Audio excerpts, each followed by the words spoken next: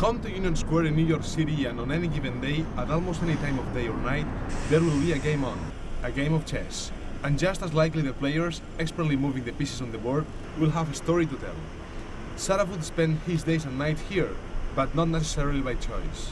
I was part of the known as Operation Baby Airlift. The article was written about all the 28 orphans. I was one of the orphans that was airlifted from Cambodia to the United States to be adopted in 1975. My parents were all killed during the war, my brother and sister. I'm the only one who stayed alive.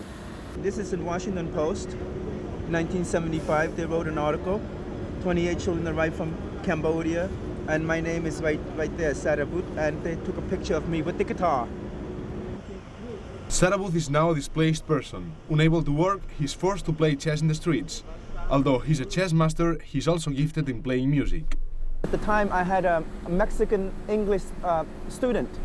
I was tutoring him, and he had a guitar in his apartment. I started playing around just for fun, and he was so impressed. He said, "You're good, go out there and play, go, you make money." So I decided one day I would sit down in front of the church, and Plateau de Montréal, and I started playing. Sure enough, I started making money. And one day a sound engineer walked by, and he heard me, and he was impressed with my music. And I started telling him my story, and he wanted to help me out. So he said, "Why don't you write your own music and come to my studio?"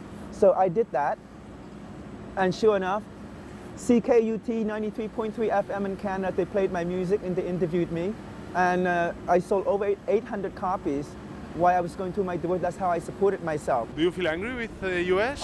Oh, do I feel angry? No, I have a mixed feeling about it, because I'm right now is being classified by my adopted country, the government, as a displaced individual, displaced person. Mm-hmm. And I'm working with the Homeland Security to get the document back in order so that I can get my passport, and I'm planning to go back to Cambodia.